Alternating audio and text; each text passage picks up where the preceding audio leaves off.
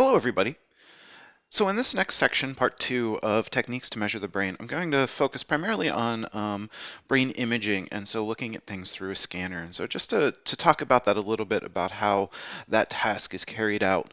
On the screen, what I have is a rough diagram that explains most of the scanner techniques that we'll be talking about in this semester. And so this one's set up for X-rays, but a similar thing would happen for MRIs and fMRIs, and I'll talk about that in the relevant slides. But basically what ends up happening is you have a person, and that person lays in a scanner. And so since here we're talking about brain imaging, it's going to be, a scanner where they lay down and they put their body in it. Now, for some of you, you may have had similar scans, such as MRIs and whatnot, taken of different body parts, such as a knee or an ankle or something like that, if you're having knee or ankle issues.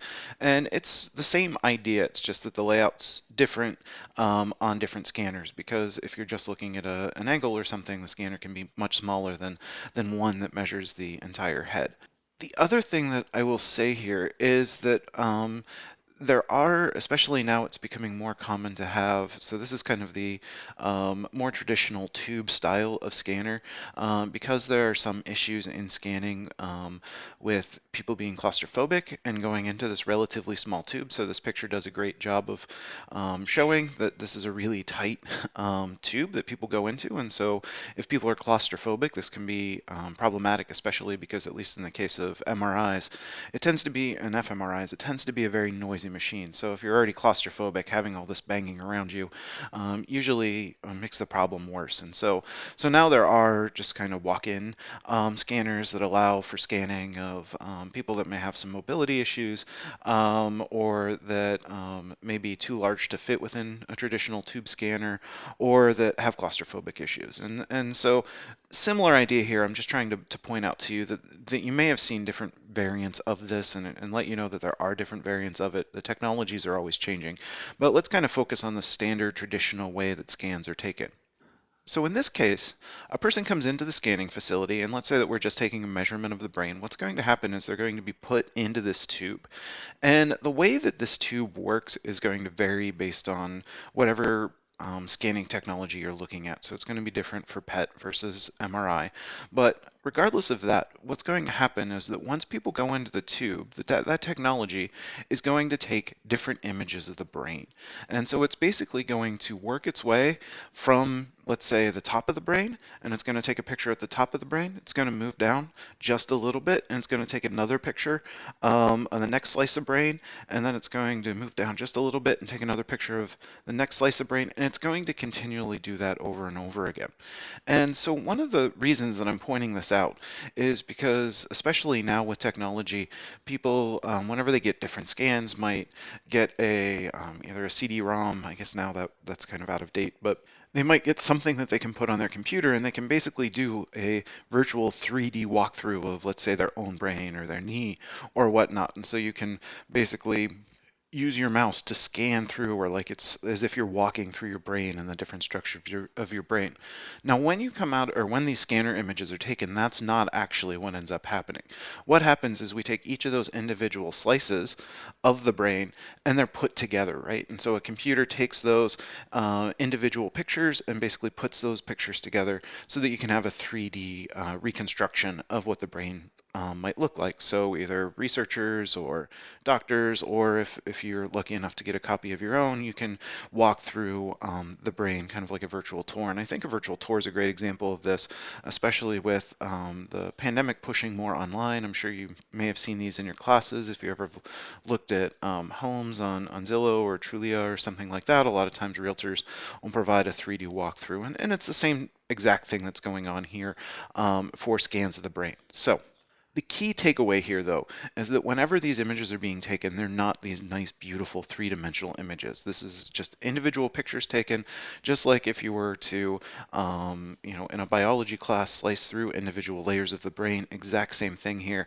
but then a computer puts those together to recreate that three-dimensional image. So that's the rough side of how brain images are put together. The first one I want to talk about is a technique that's called magnetic resonance imaging, or MRI. And with MRI, basically what we do is we get what we call a structural. And so I'm going to differentiate between structural images and functional images. In the case of structural images, all we're doing is really getting a good picture of the brain. We're just seeing what the structure of the brain looks like. And so here we have a really great example. So this is a MRI image, and in this image, because of the 3D technology, we're able to go in and basically look at a corner of the brain. But what you'll see here is we get a nice picture of what the brain looks like. So in the case of structural images, we just get a picture of what the brain looks like. In the case of MRI, it's very high resolution, but we get an image of what the picture looks like. We don't have any information about how the brain functions, right? That's going to be functional scans. But in the case of structural scans, we're just going to see what the structure looks like. So we're just going to be able to look at the general structure of it.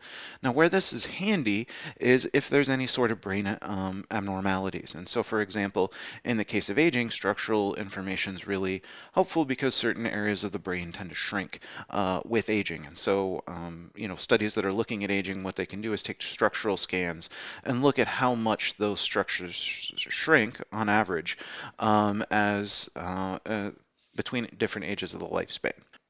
Now, the way that we're able to get MRI images is whenever a person goes into a scanner, what ends up happening is there are magnets in that scanner, really strong, powerful magnets. And this is why if you ever go for an MRI scan, they're always very careful to make sure that you don't have any metal or anything that, a magnet will pick up in you, because these are super strong magnets. And basically what ends up happening is those magnets will take the hydrogen atoms that are in the body, and those hydrogen atoms are going willy-nilly and in all different directions. What ends up happening is when they turn that magnet on, all the hydrogen atoms align, so they're all facing the exact same direction. Now, what ends up happening is at moment one, all the hydrogen atoms are facing in one direction, but then the magnet's turned off, and what happens is those hydrogen atoms return back to their normal state. So they go back to their element of willy-nilliness, I guess, and how they're oriented in the body. Now, the way that we're able to get MRI images is that basically what's being measured by the scanner is how fast or the speed at which those hydrogen atoms return back to their original placement. And so from those movements, or so aligning all the hydrogen atoms and then measuring how long it takes them to return back to normal, that's how we're able to get a MRI image from somebody.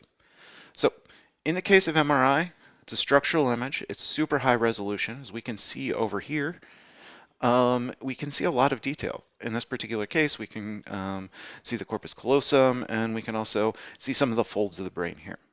It's a structural image. We just see the structure of it. We don't see anything else. The way that we're able to do this is by manipulating the hydrogen atoms and just measuring how long it takes them to return to normal. Now, the other thing that I should say about MRI is that they typically look like this. This one has some color in it. This color is really just to as an enhancement of the image. When it comes to MRI, they're pretty plain and boring. We can see the white and the gray matter in the brain pretty clearly. But this is a good example to give you an idea of what a structural image looks like, where in this particular case, we can see exactly what the structure of the brain looks like. And let's go ahead and move to another technology called positron emission tomography, or PET imaging. And PET imaging is different from MRI in that this is what we call a functional measure. In other words, this scanning technology allows us to see how the brain functions. And the way that it does this is basically we have an individual. That individual comes into the lab and they're injected with some sort of a radioactive substance. And that radioactive substance varies depending on what it is that you're looking at. So for example, you're going to choose a very specific radioactive substance and how that radioactive substance interacts with the brain. So for example, there are certain substances that can be used. So let's say we're interested in looking at dopamine receptors in the brain. We can use a specific radioactive substance, and what ends up happening is once that substance is injected into the body, that the dopamine receptors suck that up. And so the example that I always use here is if you've ever stained any wood or anything like that, it's a similar thing, where the stain in certain areas of the wood is going to really suck up the stain so that you get a nice dark color, and there are other areas that aren't going to suck up the stain as well. And so you're going to get different levels of coloring based on how the wood or the makeup or the fibers of the wood are actually able to draw up the stain.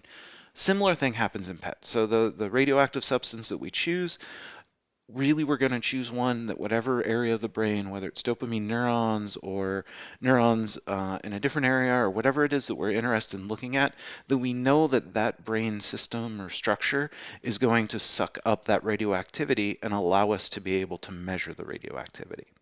Now, in the example that I give of looking at dopamine receptors with PET, that's not necessarily a functional image, right? We're just getting a count of the way that the dopamine receptors look.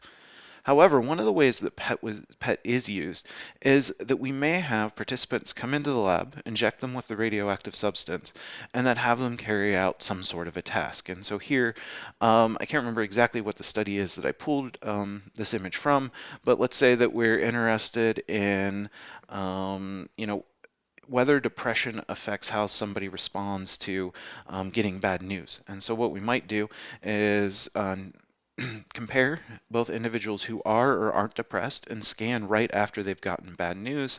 And basically what we get an idea of is how much of that radioactive substance is being taken up by the brain while they're doing that particular activity. So in this case, basically what we're seeing here is that there's a lot more activity in individuals who aren't depressed when they get bad news as opposed to individuals that are depressed. Now, the way that we measure this is that, the way that we represent this is really by color coding. And so hot colors, colors that are more along the lines of the red, orange, yellow spectrum are going to mean that there's a lot of high brain activity. So in this particular case, here we have some hot colors, so it means that there's a lot of activity going on in this particular region. In the case of cool colors, so in this case, this is going to be things more along the lines of blues, purples, there's not a lot of activity. So what we see here is, at least in depressed individuals, there's a lot of activity in very certain particular regions of the brain, but most of the rest of the brain, there's not much activity going on right after they get bad news. Similar thing in non-depressed individuals, but you'll notice that there's more widespread high activity and there's fewer cooler regions, meaning that these areas aren't maybe necessarily as active as this particular region, but there still is a little bit of activity, more so than in these kind of darker, cooler blues. So hopefully that makes sense about how the level of activity is represented. I want to step back a little bit and talk about the injection of radioactive substances, because this is something that usually when I teach this in a course, students have a lot of questions about.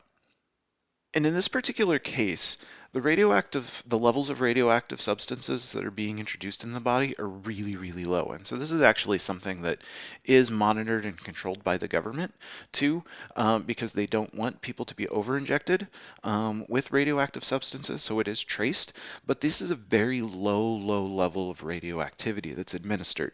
And patients are tracked to see how many PET scans they have so that we can, to at least some degree, control the level of radioactive substances that they're come in contact with or experienced with. So this is a very, very small dose, but this is still a problem, right? Introducing radioactive materials inside a person's body is a bad thing. So when it comes to the ideas of cons of different techniques, in the case of PET, right, the administering radioactive substance is a big con. However, the positive side of it is compared to MRI, this allows us to actually be able to see how the brain functions.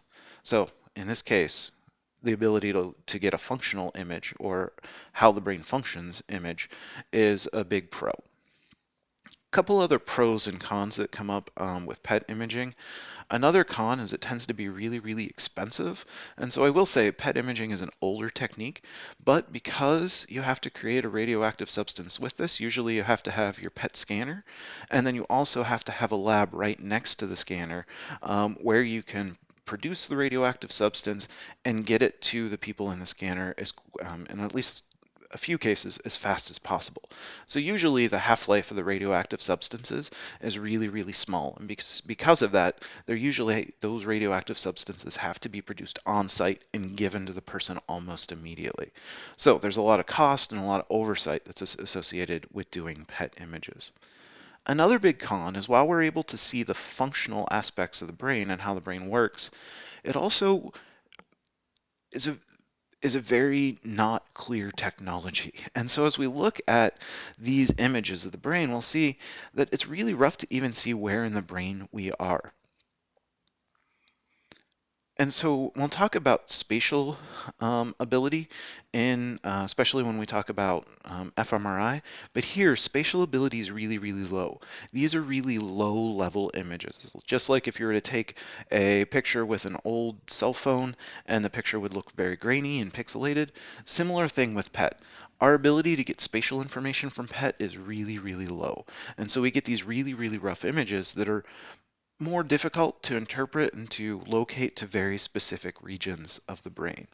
The other thing is usually in the case of PET images, we're limited to relatively small sections of the brain that we can look at. So when we talk about fMRI, we'll talk about whole brain imaging and being able to image the whole brain. Usually in the case of PET, we're really limited to at least comparatively narrow slices. There are some ways to do things technology-wise, but when we think about PET, we're really kind of limited in how much of the brain that we can look at and what the functional aspects are of the brain compared to fMRI. So hopefully that clarifies some elements of PET imaging. If you have any questions, definitely feel free to use the discussion board. I think I've covered most of it, but there might be some key bits that I'm leaving out here.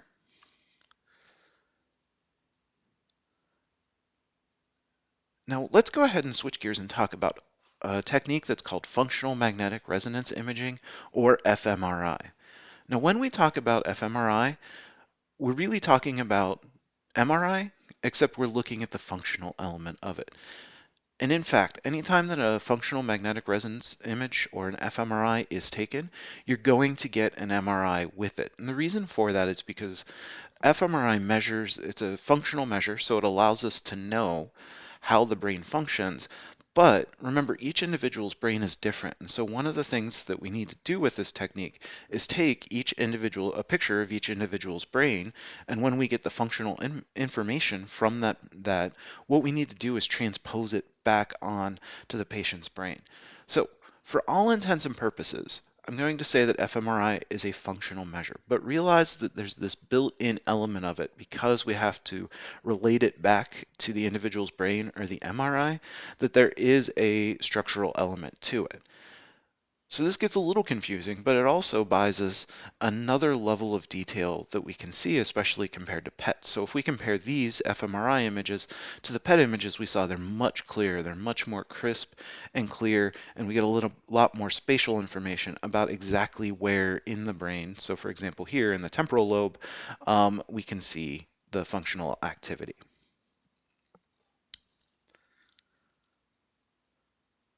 Now, when it comes to fMRI, it's going to use the same technology as MRI. Again, we have a strong magnetic field. That magnetic field is going to move the hydrogen atoms, and we're just going to measure how long it takes for the hydrogen atoms to return back to normal. What we're actually measuring, though, in the case of in the case of fMRI, is we're actually measuring something called the blood oxygen level dependent signal, or in other terms, it's known as the BOLD signal. And the BOLD signal is basically just an increase of oxygen flow in active brain areas. So let me kind of take a step back, and I want you to think about if you were just out walking and somebody suddenly asked you to run. And in that particular case, what's going to end up happening is that when you first start running, your breath's going to be normal, it's going to be regular, and then as your body needs more oxygen from continually running, what's going to happen is that you're going to start breathing deeper, right? You're going to start breathing heavier, maybe get out of breath. And the reason for that is because your body, especially your lungs, is saying, okay, I'm working really, really hard now. Because I'm working really hard to, do what I need to do to keep the body running, I'm going to need to take more oxygen in order to be able to process it. When we talk about the BOLD response, it's a very similar thing. In the case of the BOLD response, what happens is the brain's working on something, there's some activity that's going on in the brain, and because the brain is working on that, it's going to require more oxygen from the body. So in the case of fMRI, what we're really measuring is that oxygen flow. And so because of that, Anytime that we see increases of activity of oxygen or a greater need for oxygen in certain regions of the brain, what that tells us is that brain area is active. And so that's actually what we're measuring whenever we measure fMRI functionality or how the brain is working. Now, one thing that I like to use the running analogy for is because it also represents an issue that we're going to talk about here in a minute. But I think it's good to talk about it on this slide while we have bold up here. But because of the fact that we don't necessarily need a bunch of oxygen when the brain area first starts working, we get something that's called a hemodynamic response. And the hemodynamic response is basically the exact same thing that happens whenever we're running. When we first start running, our body, we're not, immediately breathing heavy to try and get as much oxygen in the body as possible. What ends up happening is that it takes a little bit of time of us running before the body says, okay, I'm working hard, I need to take in more oxygen. This is exactly the same thing that's happening with the brain and the hemodynamic response. And it varies from task to task, but I would say on general, the hemodynamic response is actually 8 seconds later than when the brain has started working. Just like if we were running, chances are good that 8 seconds later after we're running, that's when we're going to start working harder to get more oxygen in the system to help us to run. So in the case of the hemodynamic response, we have an 8-second delay between when areas of the brain are working and when we actually start to see those areas of the brain saying, I need more oxygen, please give me more oxygen, and we start to see the bold response. So there's a delay here. And that's something that we're going to have to keep in mind, and we'll come back to this in a second, as we talk about some of the problems of fMRI, where we're looking at activity in the brain roughly 8 seconds after it's already happened.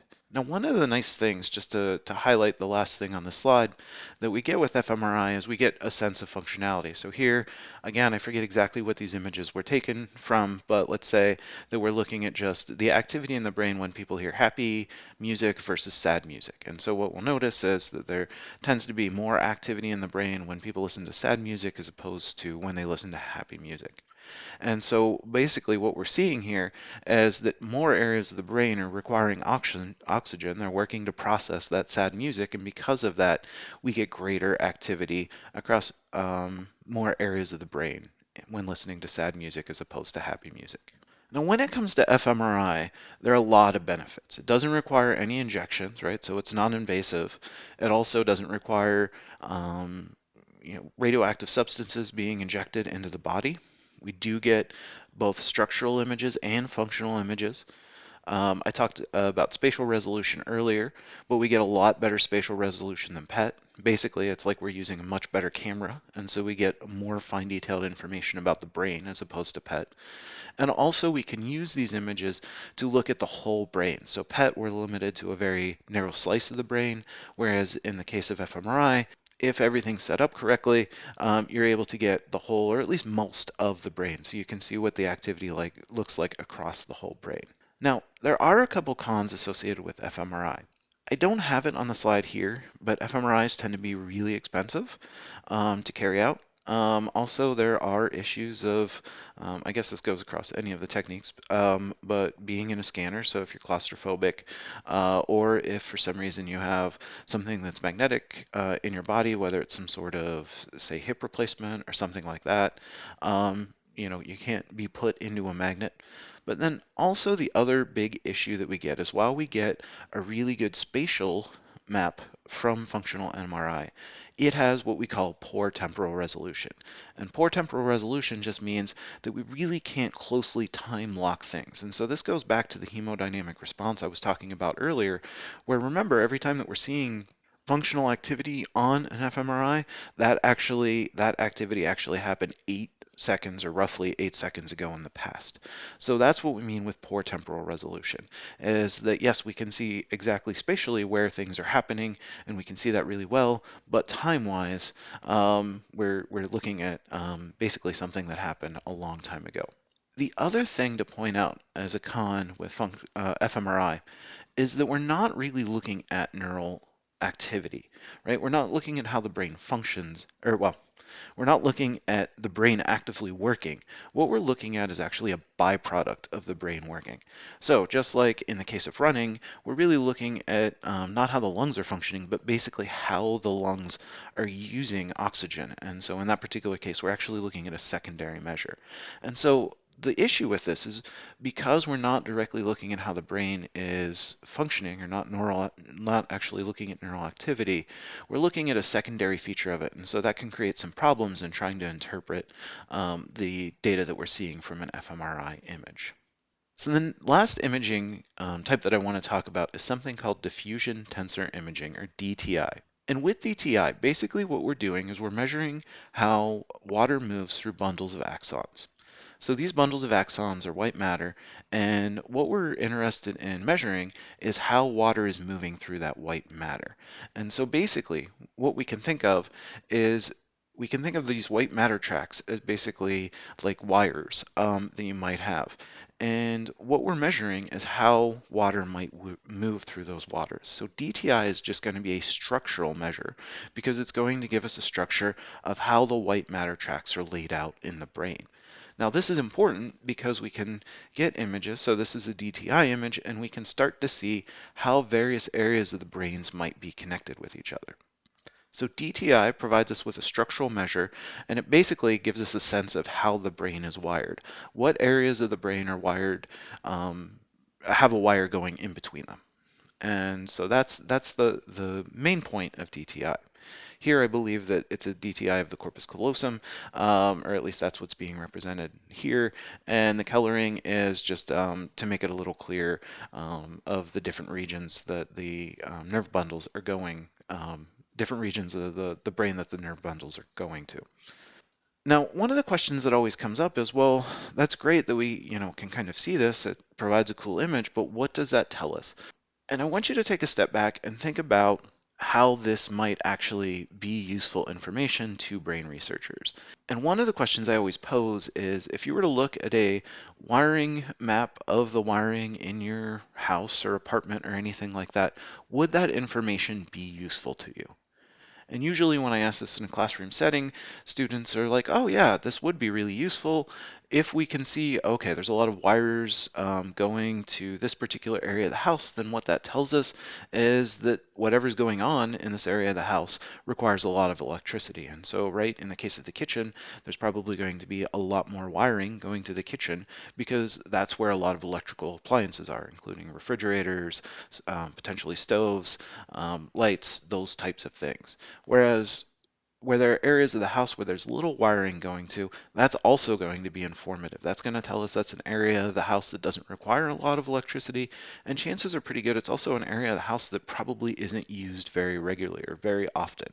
So we can use that mapping of wirings in a house in order to be able to at least give us some information about the house. And so if we were to only look at the wiring, we could at least get a rough idea of how the house might be set up or what rooms might be important or not important at all. Another analogy I like to use here is if we were just to look at a road map of the United States, can we get a lot of information just by, if we were to only look at the major highways throughout the United States, of how the areas of the United States are laid out? And here, what I want you to think about is there are going to be we are going to be able to get a lot of information even if we just look at the major highway system, right? Because if we have cities well, if we have a city, right, we're going to see a lot more roads going through that city. We can also get some estimate of the size of that city. So the bigger the city is, chances are good that the more highways are going to be going through that city. And we also get a sense of what areas of the country might not be as regularly visited. Presumably, if there's not any big cities and it's a relatively rural area, you're not going to see as many highways going to that particular area. And so, yes, while it's abstract, we can at least get some idea about how the country is laid out, or at least populations and usage goes on in the country just by looking at highway maps. In the case of DTI, similar thing. We can not only get some sense of what areas of the brain might be more involved than other areas of the brain, but we can also get a sense of how different brain areas might be connected to each other. So for example, one of the things that I talk about in one of the very early slides in this course is connections, but that we realize the cerebellum is actually used in thinking a lot, and traditionally it was thought to just be a very basic motor center. But through DTI imaging, one of the things we found is there are actually a lot of connections between the cerebellum and prefrontal core regions through DTI imaging. And so what that suggests to us is that the cerebellum is giving a lot of feedback or has some connection to prefrontal cortex. And so that presumes that it plays some sort of role in at least motor decision making or something like that. So DTI, usually when I explain it, students are a little confused of how it can be used, but hopefully that provides some insight into how we can use DTI. It's not as nice as functional measures where we can get a sense of how these interconnections function, but we can at least get a rough structural map of how these connections are laid out and begin to make some assumptions and ideas about that. So that wraps up the more traditional neuroimaging scanner-based techniques that I'm going to talk about in this course. So I'm going to stop part 2 right here. But per usual, if you have any questions, definitely feel free to reach out and I'm happy to answer them.